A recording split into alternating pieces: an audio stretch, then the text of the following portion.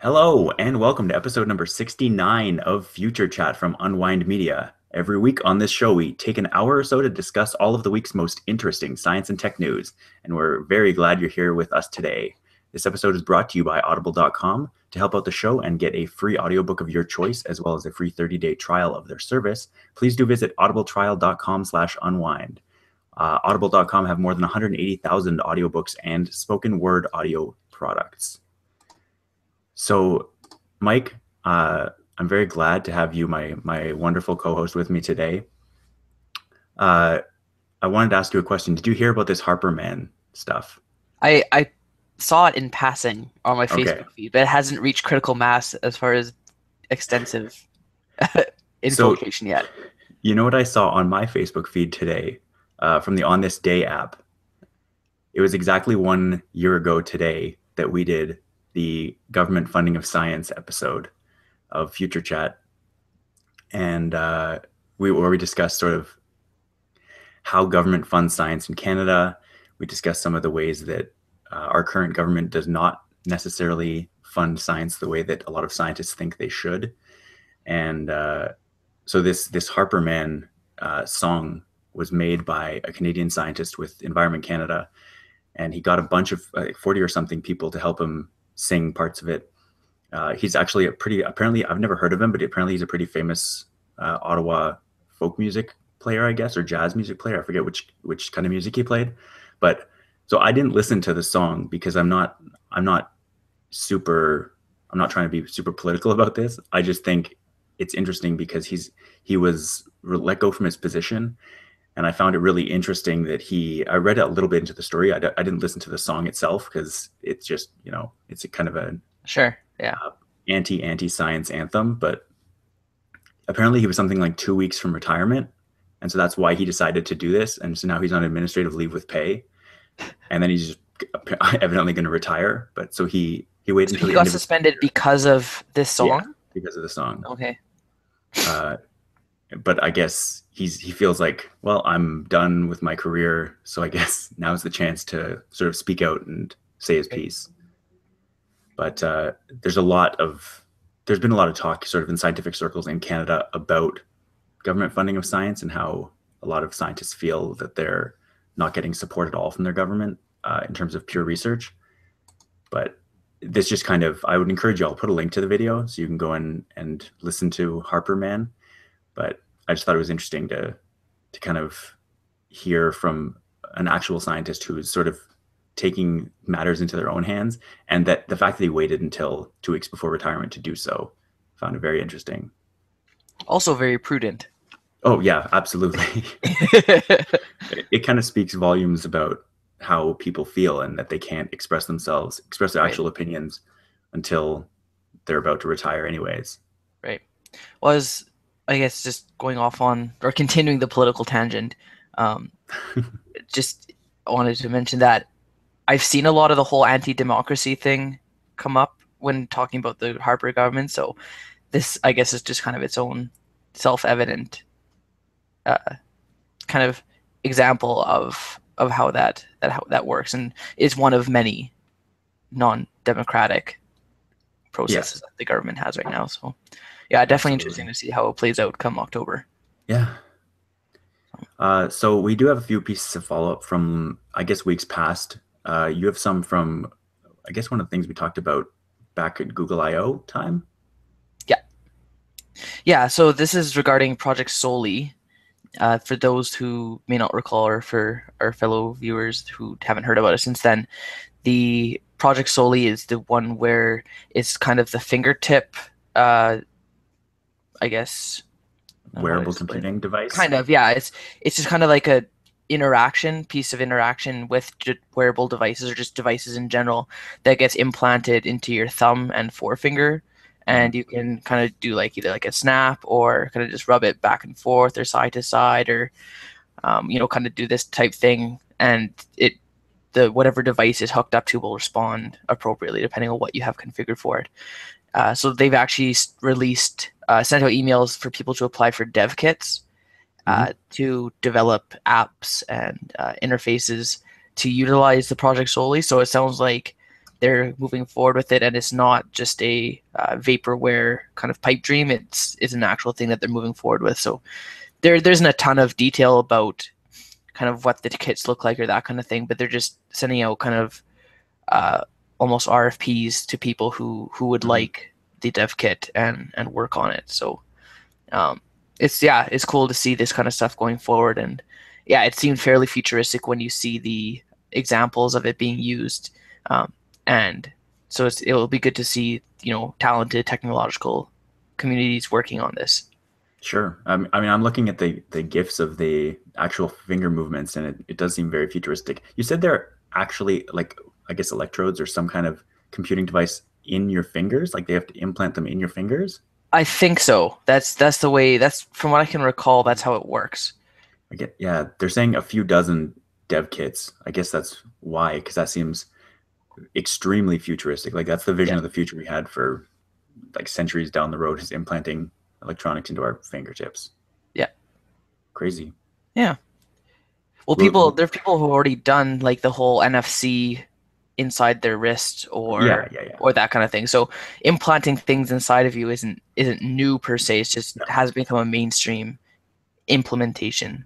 I mean, this is more like the NFC is kind of a passive implant, whereas this is an actual active thing that's working. Right.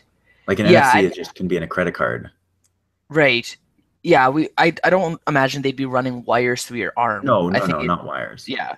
Yeah, But I think yeah, it will be interesting to see how they actually implement the technology and how it behaves yeah, versus like as far as interacting with what's in your hand and what's in your device and that kind of thing. yeah. So, given that this is not commonplace whatsoever, maybe one or two people have this right now, like the sort of crazy advanced, um, I guess, what do you even call it? First adopters Like actually have this. Would you consider having this, or are you going to wait until like 10% of people have it and then you'll consider it? if I was asked to have it, I'd be getting paid for it. I'd be like, heck yes. Interesting. If I was the one paying for it to have it, I probably wouldn't jump on it Right. unless I'm just thinking about someone like opening my finger to put an implant in and getting the heebie-jeebies about it. I'm sure you could request to be put under or something. It I would be no different guess. if you got like a paper cut. It's like get a paper cut. It's Well, still like a giant paper cut. eh, Yeah. they'd freeze your hand. It's fine, No, I'm not worried about the pain. It's just the thought of it. right? Yeah. So next piece of follow-up here, we got we've talked before. I forget if we talked on the show or if we just talked offline about the testing of the Tesla, how they ended up breaking a couple of the testing machines that they were using for safety tests. Yeah, I think we talked about that on the show. Yeah. Yeah, And so Consumer Reports has had their paws all over the Tesla, and it broke Consumer Reports scale as well, so to yeah, speak. yeah. They tested it and they gave it a score of 103 out of 100. Hmm. However that works. So they just recalibrated the scale so that the Tesla S would be the new standard of perfection, Yeah, essentially. Like it outperformed every other car they've ever tested, but which by a wide says a margin. yeah, Yeah. which says a lot about it being an all electric vehicle. Yeah. And it sounds like they use the insane mode, and Right. then there's a mode above that they're gonna Ludicrous release. mode. Yeah. So Yeah. they haven't even tested that, and this one already is that good. Yeah. They were using, I guess it was the power and efficiency that made it so high on the ratings chart. Um, and the ludicrous mode is even higher than the insane mode they were using. Yeah. They did mention at this point, I think they said be wary of buying it because of the range thing. But I think that long range driving is kind of a rare use case for most people. I think a car is very urban centric Yeah. uh, and not at all relating to the overall car use. Yeah. If you had to if you considered fuel cars with the same circumstances as electric cars are facing now, given that there aren't very many charging stations for electric cars, if you were rating a car and you could only get fuel in your home or in a few designated spots throughout the country, but other than that, you could only get a few 100-kilometer range and your car would just run out of fuel and stop working, then I think they would similarly get bad marks. So it's basically the infrastructure of electric cars that are holding them back in that case, and not so much the fuel. The difference between electricity and gasoline is just the availability of chargers, the availability of refilling. Yeah. One, I guess, like you were saying, it's a non-standard use case to have the extended range. I'd buy the electric car, and if I was going on a road trip, I just rent like a Yeah. gasoline vehicle. Like Or yeah. for the one time in 5 years that we're going to go on an extended road trip where we're going to need the longer range. But Right. I wouldn't use that as a barrier to not have the electric vehicle from a day-to-day use perspective, Yeah, because exactly. yeah, you're probably kidding yourself to how often you need that extended range. Just even people who actually go out, like go camping, drive out 3 hours, they probably overestimate how often they do that versus how often they actually do that, and they're cheating themselves of having a really good electric vehicle for that. Yeah, exactly.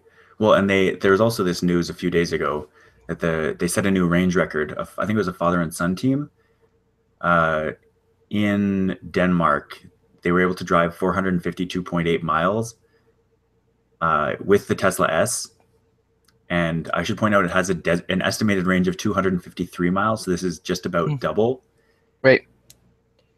Um, so apparently what they did is they drove 25 miles an hour for the entire trip, just trying to keep it steady as speed as possible, so as to Right. not wear it down. They didn't have the air conditioning on. They had basically tried to keep the power use to an absolute minimum, but Yeah. they almost doubled the Right. fuel, the range capacity. Yeah. It's crazy. The next piece of follow-up we have here, this is one that you found. I didn't actually see this one. So Yeah. talking about Google self-driving cars. Yeah, this one didn't really seem to be. It wasn't a big piece of news. There's more of a passing kind of blurb on one of the blogs that I read, or tech journals, I should say. And I guess news came out. People, for those who aren't aware, they are test driving the self-driving cars with Google or Alphabet employees inside of them, and kind of making notes as it behaves, and things that they need to work on, and that kind of thing. So they had one instance where a couple Alphabet employees were inside the self-driving car and taking notes on it. They came to a four-way stop.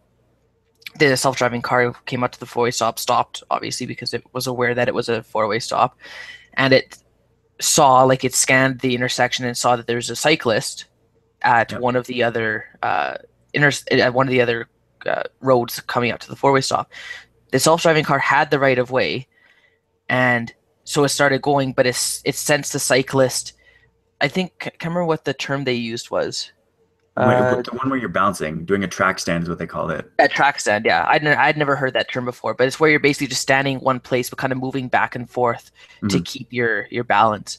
And the self-driving car sensed that the cyclist was kind of moving forward, and every time the cyclist moved forward, the self-driving car stopped. Even though the cyclist didn't intend on actually entering the intersection, Right. the self-driving car was so cautious that it is like, okay, I'm going to wait here till the cyclist moves. Even though the self-driving car had the right of way, it had the intelligence to be aware of what others were doing, and it was a bug, but it showed how aware the car is. Well, because it's there are defensive bug. Yeah, it's a lot of cars, or drivers, I should say, don't recognize right of way, or they'll just take the right of way even though they don't have it. Yeah. So for the self-driving car to be able to acknowledge that and not just say, okay, I have the right of way, I'm going. Yeah. That's what you want, right? Yeah, so exactly. And in those cases, if you were in the driver's seat and the car was doing that, you could always just kind of manual override and just go, and then just kind of put it back into self-driving mode if you needed to. But I don't know if they're going to work on an algorithm to kind of sense if the cyclist is doing a track stand versus just trying to enter the intersection. But yeah, it's kind of an interesting and funny little thing. There's a kind of a play-by-play from the cyclist, I think it was, and how the guys inside were laughing. The guys inside the car were laughing and taking notes and typing in a laptop, because it was just humorous to see this guy on this bicycle doing his track stand, and the car just kind of inching forward and stopping because it was a game of cat and mouse kind of thing. So yeah, I don't know if you have ever done track standing at lights. But yeah, I've not necessarily to the extent you see professional cyclists doing it. I've done it. Yeah. but so like they're tiny movements too, and it's detecting this at the Yeah, other side of it, or another corner of an intersection. Like these are small movements over a large distance, and it's yeah, still able to track it perfectly. yeah, I think yeah. it's I'd say awesome. probably like a couple inches back and forth, Yeah, right? So yeah, very awesome. yeah, Uh, the last piece of follow up I have here, this is just something that I noticed in my listen through to the episode. We were talking about apples and containing arsenic, I believe I said in our yeah. discussion about Soylent. Um, Apple seeds do not contain arsenic, and if they do, it's a trivial amount, but they do contain cyanide. That's the compound I was thinking of. Um, and also, I think I said, or I insinuated that a couple of apple seeds, like don't eat your apple seeds because they'll kill you or they could kill you. We decided that you'd have to eat a couple Yeah, apples you'd at have to least. eat. It wouldn't be an accident. You wouldn't like accidentally swallow Yeah, an apple seed and then die.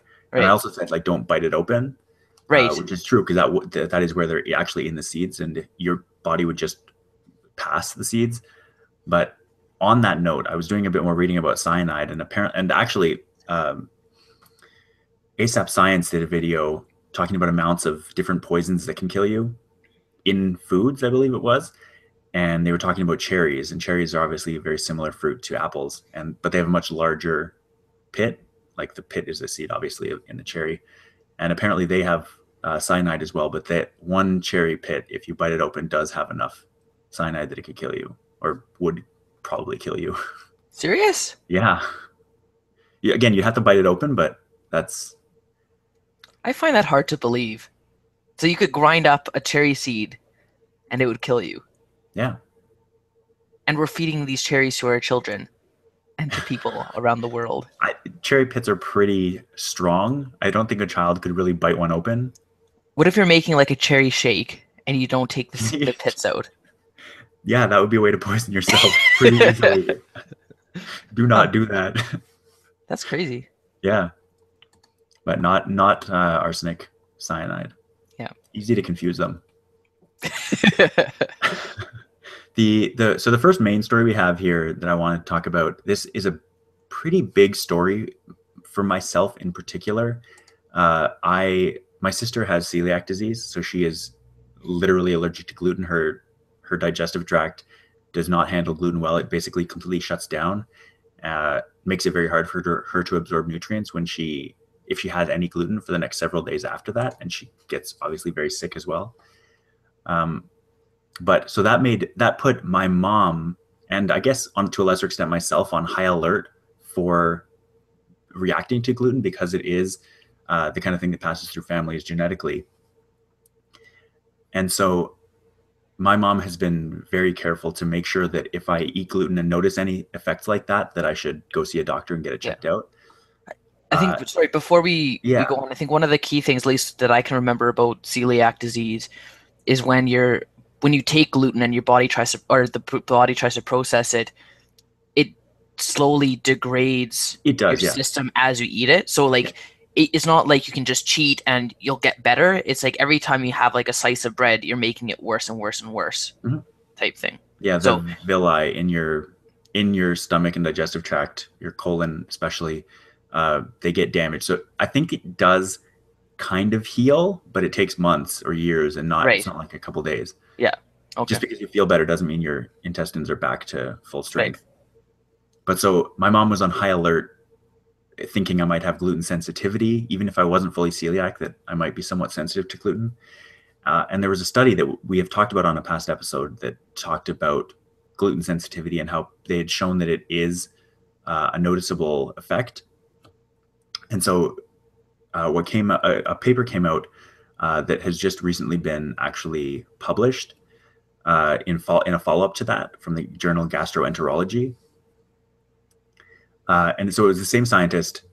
He he did a bigger study specifically looking, because the original study studied gluten sensitivity, but it didn't exclusively study it, and it didn't do an extensive enough control, he felt, because the scientist didn't think that gluten sensitivity was going to be a thing. So he was surprised by this result and decided to follow up on it. So Uh, this is the same scientist that did the first study? yeah, yeah. Okay. And so in this paper, he looked at 37 gluten sensitive patients who had self-identified as being gluten sensitive. And half of them were put on a no gluten diet, half of them were put on a diet with gluten. Or I guess they cycled through. So sometimes they had high gluten, sometimes they had low gluten, and sometimes they had ones with no gluten, but they were told that they had gluten, or like at various times. And they didn't know which they were going to have at any point. So it was completely blind. And every diet they were on caused similar amounts of pain, bloating, nausea, and gas, even the one that had no gluten in it.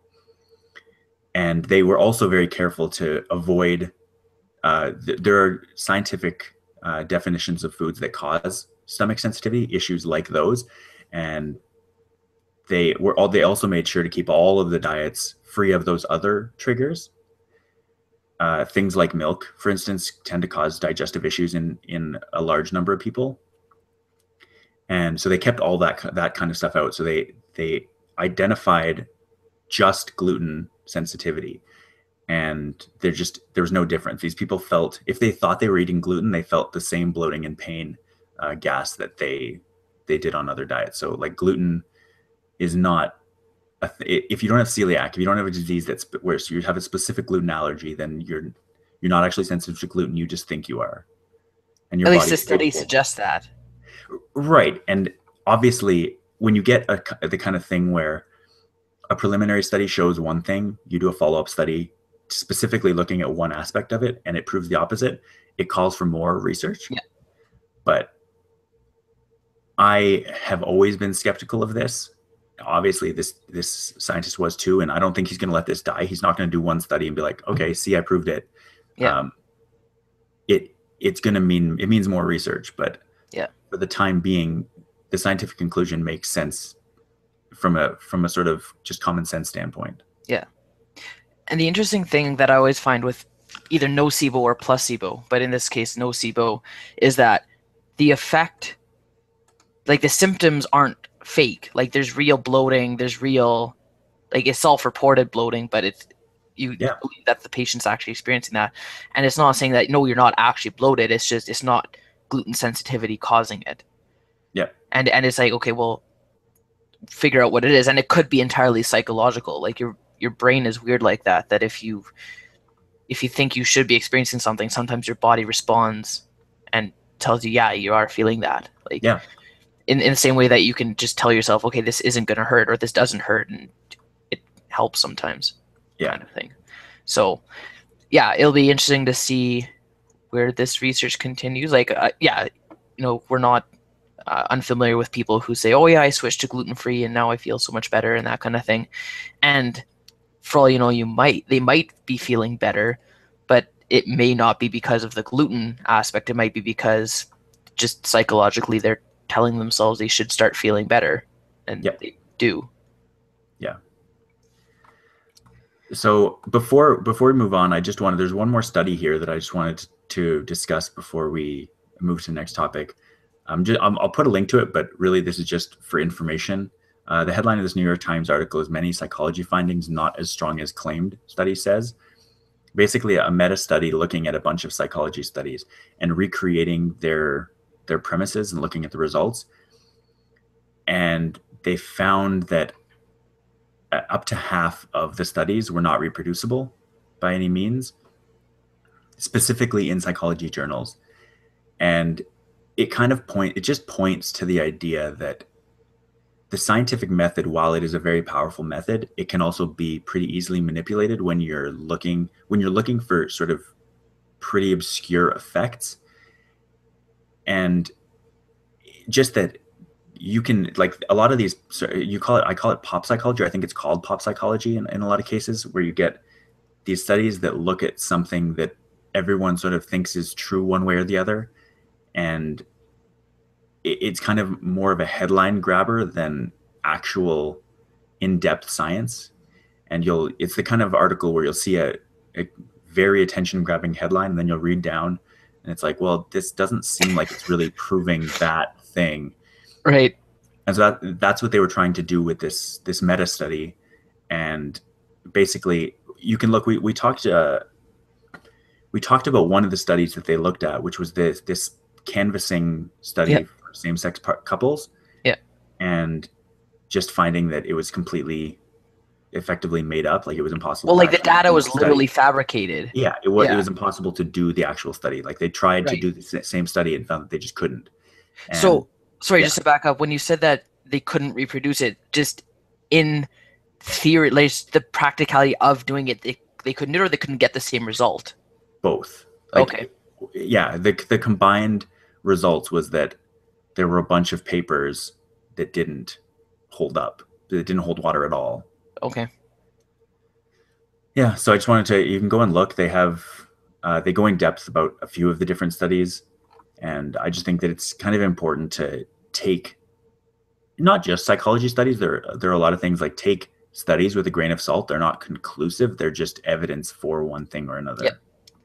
Especially if it makes it into the mainstream media, Yeah, they're often designed to make it to the mainstream media, and results are cherry picked or kind of disclaimers are left out and that kind of thing. So what I usually try to do is when I come across news about a study, I'll kind of follow back all the links till I get to the original source, yeah, whether it's from a university or whatever, and I'll use that as kind of my, okay, what's this actually about versus reading in, e-news now and see what the writer there who doesn't have a background in science tried to pull from the article kind of yeah, thing. exactly. You see So, that a lot. yeah. Okay, you wanted to talk about the Galaxy Note 5 S Pen, which I think is hilarious, by the way. The fact I want to talk about it or the whole thing? The whole thing. Right. No, I find it hilarious too that it's even a thing because Yeah. so for background, this story's actually kind of developed since it first started coming out. Yeah. So at first it was like, okay, a handful of people, I don't know if there was exact numbers, but a handful of people have accidentally put their Note 5 S Pen in backwards. So instead of tip in with the butt sticking out, like facing outwards, they've put Hmm. the butt in first with the tip sticking out. For one, I don't know how you do that accidentally. Like you're Yeah. holding the pen normally, so you just put it back in. But Hmm. that aside, they did that and they pushed it all the way in and then tried taking it out again and it wouldn't come out. Yeah. And upon trying to take it out either forcefully or just jiggling it or whatever, they either couldn't get it out or they got it out, but the phone itself lost functionality where it wouldn't sense the pen getting pulled in and out, Yeah. and that triggers certain apps to come up within the phone itself. So you could still use the pen after doing that. The phone still worked, but just the functionality of sensing when the pen was in and out would be lost when you had that and tried pulling it out after putting it in wrong. So the story kind of developed, and it turns out that the instructions how to put the pen in and literally a warning saying do not put this pen in backwards or your phone will stop working is right in the user manual. Yeah. So there's that. But that more speaks to the fact that they knew it was a flaw and didn't Well, correct it right. than So, anything else. so that's kind of what people at first people are like, oh, we didn't know about this, how whatever. It's like, oh, it's in the manual. Oh, well, it still shouldn't be a thing. It's like fair, but like I think both are at fault. There's no reason you should put a pen in backwards, and especially if it's been in the manual. But if Samsung knew that this could happen, and yeah, they probably thought, okay, a certain percentage of people will be doing this. They will wreck their phones, Hmm. but it's not worth changing the design So to do this. yeah, I see a simple fix here. I mean, Okay. it's not a fix 100% of the time, but all you have to do when someone activates their Note 5 for the first time and takes the pen out, pop up a notification.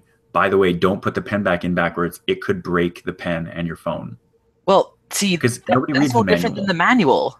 But nobody reads the manual. People see a pop up, they have to dismiss it. I read the manual. You read your whole phone's manual? I flip through it. It's not that long. I don't I don't read all the legal stuff in it. I don't know about that. So I I've never gone through a manual on my phone. the the simple fix, the actual simple fix, because apparently this is the first iteration of the Note that this issue has been a thing. Like Yeah. every Note has had the S Pen, this is the first time that I guess you've been able to put it in backwards, I Right, that it think. would fit all That the would way in actually back. fit. Yeah. So the other change that you could have is just design the phone so that the butt doesn't fit in the hole. Like you just have like a kind of countersunk region that the butt fits in, Yeah. so it's flush, but it doesn't Mhm. actually fit in the hole itself. And I'm assuming that's how the other pens were Yeah, that's a designed, solved problem. right? So I don't know why they changed it this way, Yeah. but that's how it is. And I don't know. I don't think this is going to become like a class action lawsuit thing, even though I think people No. are trying to make it a class action. But it's like, no, it's in the manual. There's legally they covered their bases. It shouldn't have been that way, but that's what Right. happened. They might And end I up think replacing some phones, but right, but that's the thing. I think they figured it was cheaper to just replace phones than to reiterate or redesign the S Pen and how it goes in and that whole thing. yeah, So, for sure. and that's we were talking about this the other day when it comes to vehicle recalls, that it's a similar thing. It's a bit more serious because you're talking about life and death with vehicle recalls, but companies will literally see, is it cheaper to change the design or is it cheaper to just settle lawsuits and replace vehicles as needed Yeah, when these problems arise? which And is so they really sad. have, it is really sad because you're literally placing value on people's lives. Yeah. So anyway, that's another story, but Yeah. that's the S Pen Sega. So that's what the Pengazi uh, Yes. hashtag there is referring to. Way to start a flame war. Well, see, people started saying Pengate. I'm like, come on, you had Benghazi. Why wouldn't you say Pengazi as well? Like, Yeah. Well, people makes had sense. Bendgate as well. I know it's like, but Benghazi just flows better, Yeah. makes more These sense. these are all like no, I'm not talking about yours specifically, but all of these names are terrible. Like just people need to stop. Journalists need to stop doing this. I love sticking words together, but taking something like an attack on a city or what was it? It was specifically the consulate, the U.S. consulate in Libya, Right. or talking about this White House scandal where people were recording conversations and there was a whole bunch of corruption going on in government. Like these are not things to make light of. I don't think it's It making light of it. It's just, yeah, it is I know it. what you mean. I know what you They're mean. trying to be clever, but they're Right. the one half of the cleverness is not like it's just not a good word to use. They're I don't know. I get what they're trying to do. Like they're trying to be like, oh look, it's a scandal just like that other scandal, but I Right. don't love it. Right. Eventually it will non-ironically come full circle. There will be some issue with like drinking water in a city, a big city, and they'll call it Watergate, and people will be like, "Oh, ha ha ha ha!" But like, that's going to happen unironically. People Right. are not going to get the reference, and it's going to be terrible. Yeah. That's all I have to say on that matter. Yeah. All right, we got some car news here. So there's a few different things that have come up in the last week to do with cars. I'm just going to open the floor to you because you have a couple. I have one, but Yeah. So I guess the first one, the more recent piece of news, has been. I think we talked in years in shows past. I think it was with Google Y when we mhm. talked about the fully autonomous city or the Yeah, the Google City or something. I can't remember how we talked about it, but it was a, kind of a little segregated area where you could just test out all the cool technology as a real life application thing. So the University of Michigan has kind of tried to construct a similar uh, test city for autonomous cars where it simulate urban environments and that kind of thing. Uh, just kind of almost like a TV set type thing where mhm. I don't think there's pictures of it or anything or video, but just the concept of it having a site where you could just bring autonomous vehicles that haven't been licensed for street use the same way that the Google or I guess Alphabet self-driving cars have been now, Mhm. that they're being tested in real life applications. But this is a test city where you can bring autonomous vehicles, Google or not, and you being corporations. I don't think anyone can Yeah, just bring their no, vehicle there, but it's just kind of a safe place to be able to do that. And aside from legality of road use, right. so I think it's a good proof of concept for other kind of designated cities for testing these types of things. Um, I know, actually, I don't think we even have it in the notes, but there was news of Apple having a similar place set up for their own self-driving vehicles. I don't think they were having a place set up. They were trying to license or borrow or lease, whatever you want to call it, for property uh, space to test test some kind of autonomous vehicle tech. Because the only thing that facility did was test anonymous driverless vehicles, autonomous vehicles. Yeah. Yeah, I think it was supposed to be like a military test site Yeah, I that think it they was were trying formerly to. a military test site, and now it's Yeah. just an open space.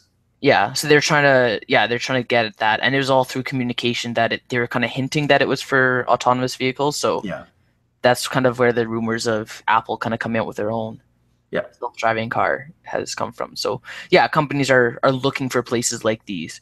So I guess once it moves out of the, top secret confidential realm, then they can bring it to these other places where they can kind of test it in real life scenarios with, yeah, pedestrians and like simulated pedestrians, like kind of cardboard, like kind of walking into the street to see if yeah.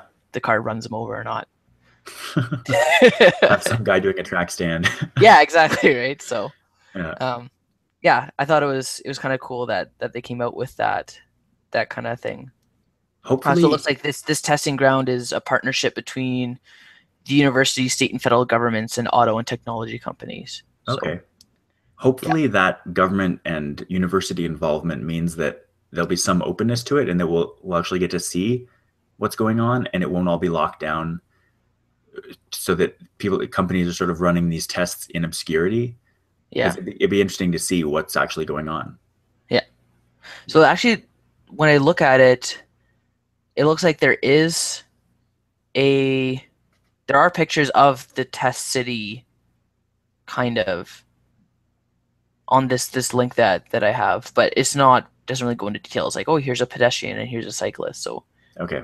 they're not very useful. But Hmm. I don't know, it'll be cool, yeah, like you said, to hear news coming out of it if there's some sort of transparency about it to say, oh yeah, this company was able to, not kill 50 people. Yeah, Yeah. absolutely. Yeah. So, Um, why don't you, yeah, what else happened in the world of, I guess this isn't autonomous cars, but in terms of remoteless or remote cars? yeah. Well, it's more about how cars are becoming more technologically advanced and integrating internet functionality into their systems, cloud services or GPS or any of that kind of stuff. And like cars were already very computer based, but now they're kind of linking those computers with the internet so Hmm? that you can unlock your car from your phone, or you can you know kind of call your car over, like from a driverless car aspect you can kind of summon your car over to you. So companies are starting to integrate those types of functionalities into their vehicles, but that also opens them up to vulnerabilities. And there's a group of people that decided to see how far they could exploit these vulnerabilities the same way that hackers will try to hack into secure systems to say, look how weak your security system is, you need to do something about this. Yeah. So these guys, they had been working on this project, and they made a video with Wired with it was a Jeep that was hooked up to a computer in the Jeep that communicated with whatever server, and they were able to, with the knowledge of I think it was just the IP address of Mhm. the system and various other kind of specific to the car but not unobtainable information Mhm. about the car, they were able to overtake the system and literally drive the vehicle, like Right. overtake the operation of the vehicle with a driver in it, and either accelerate, decelerate.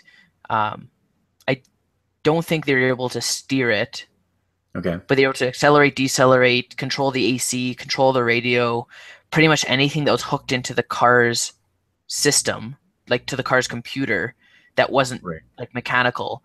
They were able to control that, and they did a video of it with the driver in it, and it's actually a pretty interesting and entertaining video when you watch it. And this is different because the driver had full knowledge what they are doing.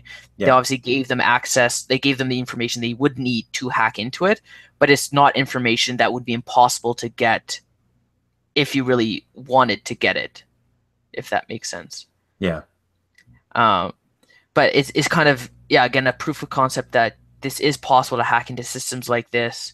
You better kind of change the way that you're hooking up the computers to your servers so that this can't happen, because, yeah, you can do some pretty bad things if you leave that open. Yeah. I mean, they're Uh, talking here. There's a picture about a picture of the car in a ditch after the brakes were disabled. Like that's terrifying. yeah, well, and yeah, if you watch the video, like they didn't run it into the ditch. They No, just no, no. basically, yeah, Rolled it in. Yeah. they kind of steered it into the Yep. ditch. Yeah. Yep. So it's like, but these guys were intentionally not trying to kill the person, but Exactly. Yeah. they could have very easily killed this person if Yeah. they wanted to. And so these are guys. These are white hat hackers. They're the guys that are working with car companies to protect them, right? Like they're Well, they kind are of giving a now. talk. Yeah. Yeah, like they're kind of like, this is what we've been able to do. We did this to your vehicle. Let us like help us help you is Yeah. kind of what they're saying. They're not from the auto companies, No. but they're saying we were able to do this. We want to help you so that this can't happen anymore. Right. The same way that companies will hold hackathons to identify weaknesses, and there's obviously rewards and compensation for that. But it's in the best interest of these companies to get the people to do it on their side versus maliciously Exactly. and on the other side of it. So, Yeah. yeah, We've talked what's about that? Phone to Own, the conference where browsers like web browsers and different securities are broken for fun and profit. Mhm.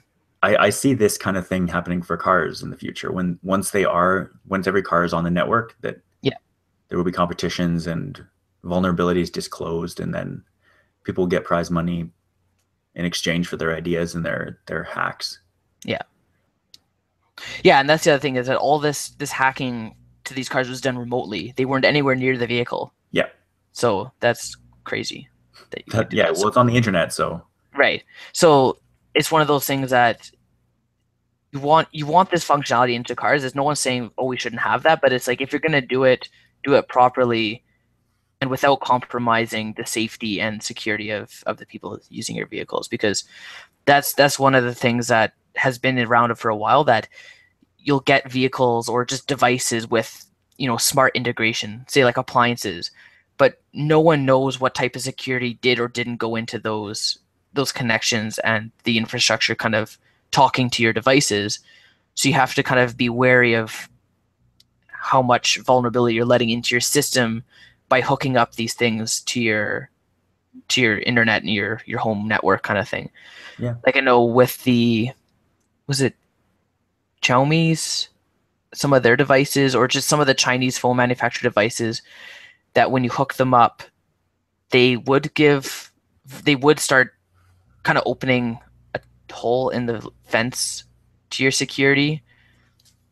I don't I think know I that saw that's that. been in the news in the past. I can't remember off the top of my head specific Hmm. devices or companies names, but that's been kind of one of those buyer beware type things, is when you're buying, especially knockoff.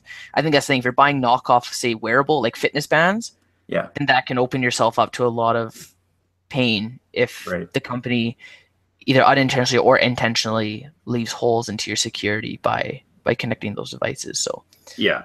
yeah, Hmm. Yeah. It's definitely something to keep in mind as our cars get more connected. yeah, So the last piece of car news is something that literally just came up on my feed this morning from Nasdaq, and so it's a report that BMW, the major car group in Europe, is looking in response to stricter carbon emission laws that are coming up. They're looking to transition all of their car models to electric, or primarily electric, within the next 10 years. And so that means that every BMW model would have an electric drivetrain as opposed to a gas motor or a gas engine. And so basically what you'd end up, the only gas that would ever be involved in the car would be a tank to that would where there would be a small engine that would convert the gasoline to electricity, which would then be used to charge the battery. And the goal of this is something we've talked about before, where companies will go all out trying to fight something like carbon emissions, right? The regulation of carbon emissions, and trying to improve gas mileage before giving up gas powered vehicles.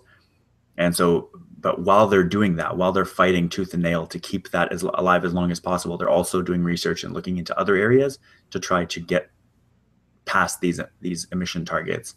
And so this is the thing that BMW has been doing. They've been fighting this, but now seeing that it's a losing fight, they're basically now saying, all right, in the next 10 years, we're going to be moving to a much more efficient strategy. And as opposed to using, this is kind of an interesting solution to having an all electric vehicle, is that if you are taking short trips in a car that has an electric motor, but has a gasoline engine that charges that can charge the battery, is that if you're taking short trips, you don't use any gasoline. The tank stays full and you're using just all electricity. It only happens on that longer trip that you end up using any of the gasoline. And at that point, if you need to keep going, you can fill the gas tank again and use more gasoline to turn electricity. But most of the time, you're going to be relying just on the electricity, just on the batteries. I thought it's really awesome. Yeah, I wonder what the efficiency is of the gasoline when it's charging the battery, then converting that to mechanical energy versus directly converting. I'd imagine directly converting the gasoline combustion to the mechanical energy would be more efficient. I think that the conversion of electrical to mechanical energy in electric cars is much more efficient than the gas to mechanical. But this is going gas to electric, then electric to Right. So I think the mechanical. energy loss in the gas process is the limiting factor. I don't think that there's a huge additional loss in converting the electricity to mechanical Okay. in the last step. That would be my guess, because otherwise this wouldn't. I mean, for a while it would be, but like in the long term, it wouldn't be better than just having a gas powered car, having this sort of hybrid, what they call a plug in hybrid. So it might be that this is sort of the way to wean society off of gasoline, is to be like, so we have this gasoline engine as your safety net, but you're Right. going to be using electricity most of the time. Right. Yeah. Well, you could probably have people switch to that without them even knowing. Like if they're still gassing up and their tank just never Yeah. runs dry, it's like, wow, this is amazing. And the tank is tiny. Yeah. So they're getting more efficient, but also mainly trying to rely on electricity first, and then as a backup, having gasoline available. Yeah. All right. I guess that's it for car news. There's a piece of Facebook news here that I just found interesting. You said you hadn't seen this. I hadn't read it. I saw Right. it, the Okay, you saw headline. the I hadn't headline. looked into it. Yeah. I just thought it was interesting to point out Facebook is taking over the world. Uh, Last week, Mark Zuckerberg announced that 1 billion different people used the service. I don't know In one day. exactly what that means. Yeah, in Yeah. 1 day, sorry. 1 billion different people use the service in a 24-hour period, Yeah. which is, as you know, there's just over 7 billion people on Earth. That's 1 in 7 people on Earth used it. That's a little bit terrifying. That kind of is starting to, in terms of people who are connected to the internet on a daily basis, that's pretty much everybody. There aren't that many people who are online in a sort of, I'm 24-hour yeah, period. like always on kind of way. Yeah. That most of the people who are online are in either well on their way to being developed countries or developed countries. And so this is, they're reporting 1.5 billion active monthly users, which translates, I guess this is the most compelling math in this whole story, is that if they have 1.4 billion monthly active users and they had 1 billion on this day, that means that in that one day, 2/3 of people who have an account logged into it at some point, which is, that's pretty crazy. Right. Yeah, that's not a huge piece of news. I don't know if we have to discuss it, if you have anything to add, but I just thought it was worth pointing out. It's kind of a milestone. It's a big round number. Yeah. I know. Well, what was Facebook's initiative for their give everyone access to the internet thing? Internet.org. Yeah, I think it's the internet.org thing. Yeah, and really, is have everyone the opportunity to go on Facebook. Not Yeah. really. Yeah. It is, but I like the way they're painting it. But that's what it is. And Yeah. I've read. I think we talked. I can't remember if we talked about it on the show, but I know I read an article a couple months ago about how Facebook does deals with the cell phone providers to allow Facebook access as a part of the plan and to not count Yeah. against the data cap.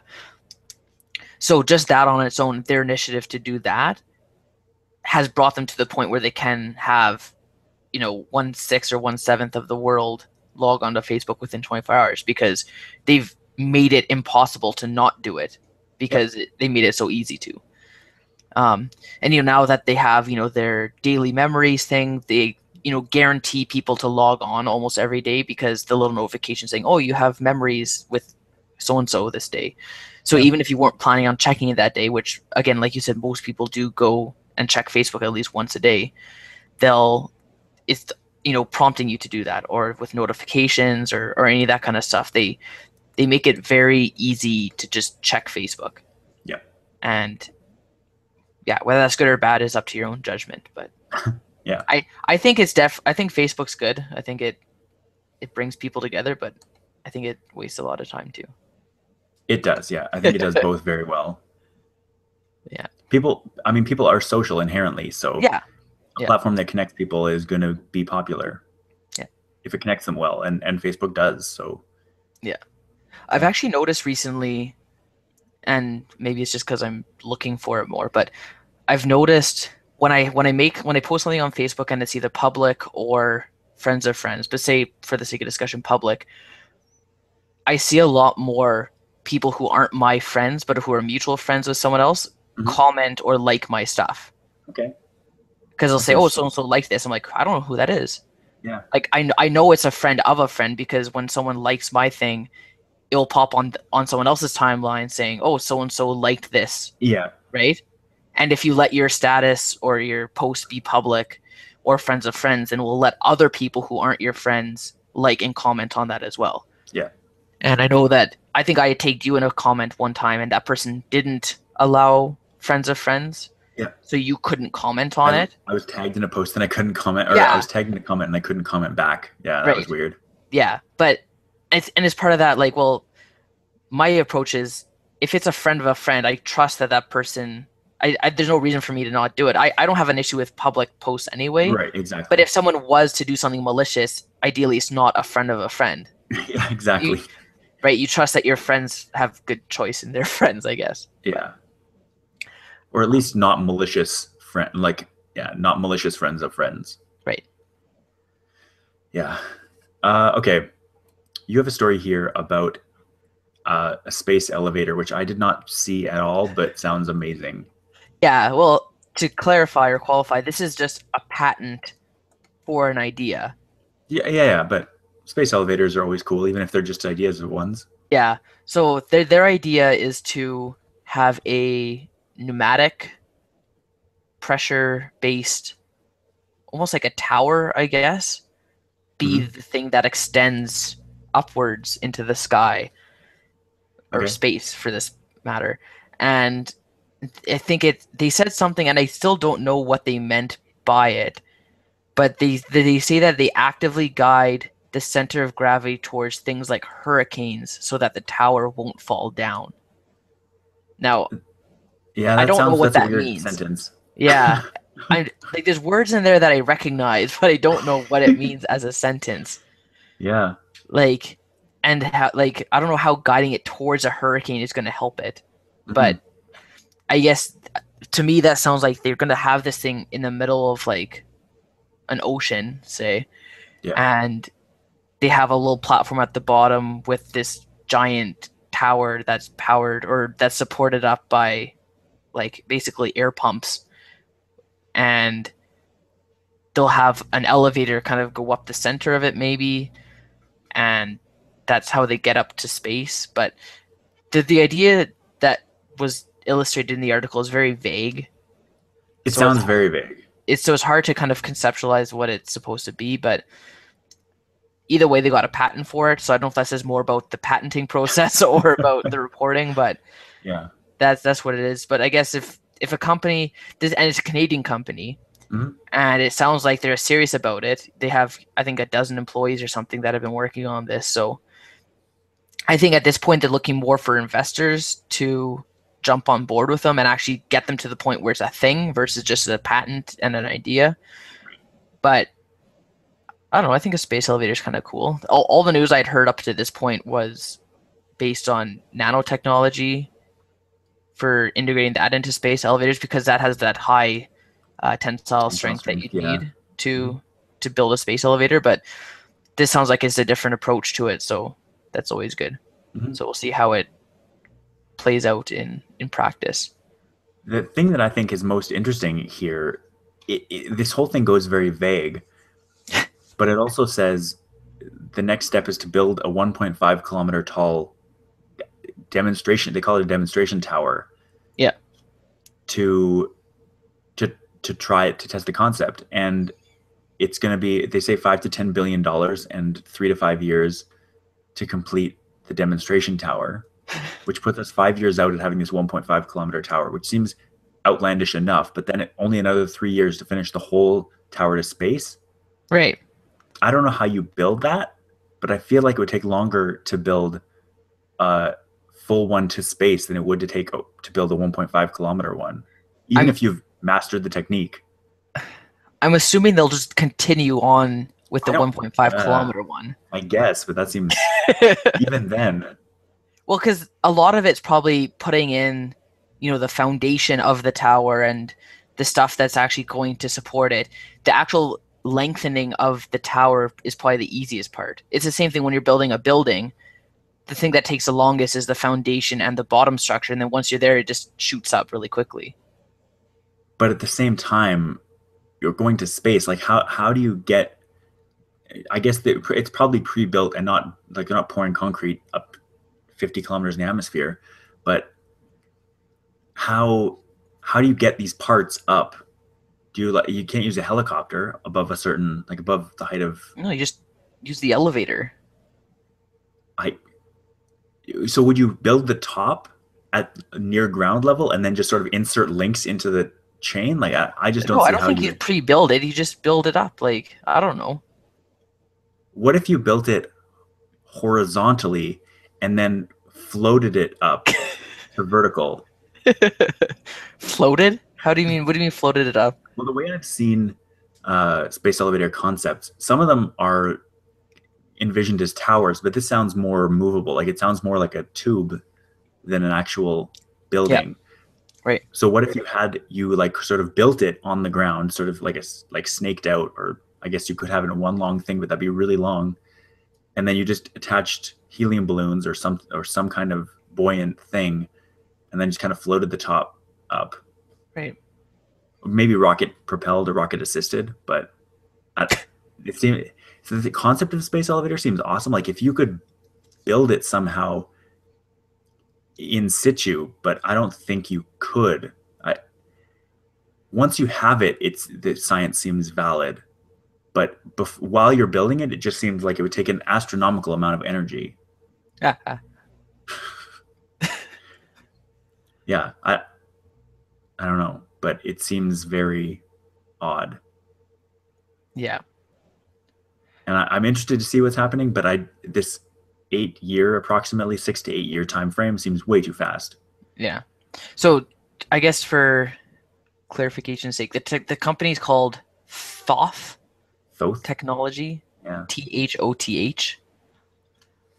Uh, so yeah, they were granted a U.S. patent for the okay, technology. So not even a Canadian patent, which is impressive that it's not just a minor Canadian patent, it's a U.S. patent. And yeah, we'll see where this goes. yeah, very odd. Uh, I'm just completely baffled by this concept, but all more power to them if they can do it. Yeah. The last story I wanted to talk about today is just I guess this is almost basically an open letter that the director of NASA wrote to Congress. So if you're not familiar, For those of you that aren't familiar, space shuttles are no longer running. They were decommissioned. Apparently, yesterday, will have been 1,500 days since the space shuttle touched down for the last time. They had a couple of different accidents, and it basically, the technology was too old to be viable long term statistics wise. Like you want your mission to have a very good chance of success, and that just wasn't going to be the case into the future. And so they decided, based on our funding and based on the future of it, it's not worth it. We need to invest in the next generation. And so, yeah, Charles Bolden is the administrator of NASA. He was an astronaut, flew aboard the space shuttle apparently. So he wrote this piece in Wired, talking directly to Congress, saying basically, we need investments in NASA because right now, we Americans, I don't want to say we, but North Americans are using Russian rockets, the Soyuz capsule specifically, to get to the International Space Station and to get to space. And so people are being launched on this Russian rocket, whereas Americans are using commercial company rockets to get stuff up to the International Space Station, up to space. But so basically, the argument is NASA keeps writing checks to Russia to put people in space at a higher cost than it would be if NASA were doing it. NASA has the technology for the next generation of the space shuttle to be able to put people in space for quite a bit cheaper, like millions of dollars cheaper than Russia are able to do it at the moment. So it goes into a lot of detail. We don't need to go through the whole thing, but I kind of wanted to get your thoughts on sort of the next generation of space shuttle and the role you think NASA might be able to have in getting there, or if you think there's sort of more private companies that are going to be doing it. Well, we talked about this in our space episode, Yes. and I think we all agreed that NASA still had a role to play Yep. in space exploration and getting to space, but it's not realistic to put the entire burden of funding and all that kind of stuff on NASA and the government, and that's where the commercial for-profit private companies come into play. And NASA has that experience. They've had their space shuttle failures as well as successes. But yeah, I think as far as relying on another government's program to get you to space, that's not a realistic or prudent thing to do. And yeah, I guess if the commercial companies aren't at the point where they're trusted to or not able to bring people into space, then yeah, you need to kind of be bucking up and reigniting the space program on American soil to get your own people to space. Yeah. It's kind of like, I guess you can allude it to, if your car goes into the shop and you start carpooling with your neighbor, you're not just gonna be like, oh, well, I guess I don't need a car anymore, and then just always relying on carpooling. It's like, well, no, like it works for a bit of time, but it's not realistic to always be relying on that, because you might stop being friends with that neighbor, or they might nuke you. This metaphor is getting twisted. So it's kind of like, okay, well, this worked for a bit. It was never intended to be permanent, so let's stop treating it as if it's a permanent solution. Yeah. But because from the U.S. standpoint, space investment isn't the most, in their eyes, it's not the most beneficial investment, even though in a lot of ways it can be and is. Yeah. And yeah, this letter only kind of further illustrates that point, that they need to start changing their perspective on this. Yeah. Yeah, like he finishes the letter saying, we are the country that kissed the moon. We're the country that's roving Mars. We're the country that continues to reach new horizons, including most recently Pluto. We ought to be able to get our own astronauts to space. It's like, it's more like, okay, guys, like, let's have some pride in our program and kind of start taking care of our own business, kind of. Yeah. And then the nice thing that I think that NASA are doing is that they've seen this trend of government funding of space kind of diminishing and trying to rely more on the public sector to support NASA. And so what they've been trying to work on is getting this two-pronged approach where NASA takes care of space research in deeper space, like sending probes out to farther places, but allowing private companies to sort of focus on around our planet and commercializing spaceflight and coming up with different ways to try to make money off of it. There have been numerous reports of people trying to develop technology to be able to go to nearby asteroids and mine them and send the stuff back to Earth, which we've talked about before seems like a really bad idea. But also amazing. Sending asteroid material back to Earth sounds a lot like an asteroid. It just like it really does. But in terms of splitting the space into deep space research and near space sort of commercialization possibilities, I think it's a really interesting idea. And so that would rely on, for the International Space Station, other things close to Earth, it would rely on commercial things like SpaceX, which we've talked about many times. And apparently Boeing is also hugely in on partnering with NASA to produce different space vehicles. And I think it's a good way to go, splitting things like that, getting help from private companies, but also being able to do your own research and being able to fund at least part of what you're trying to do. Yeah. Right now, is there any incentive for the private companies to be putting their own money into R&D from the government? Like saying like, okay, if we'll pay back 4% on anything you invest into R&D for the benefit of NASA's program, kind of thing.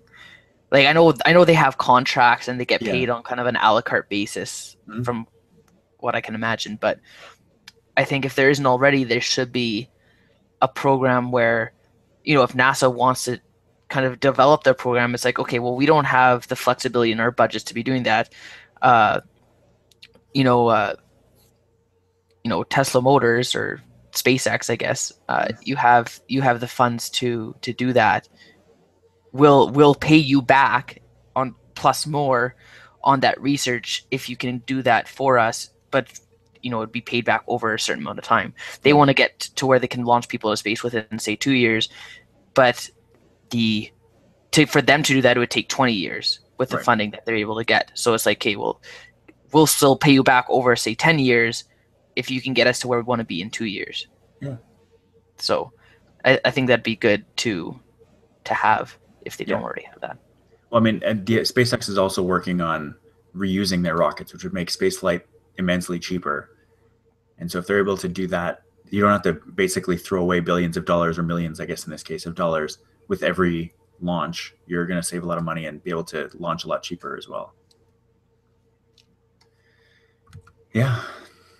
All right. Well, that's all we have for the show today. Mike, if you don't have anything else to add, I will thank our listeners once again for listening to this week's Future Chat.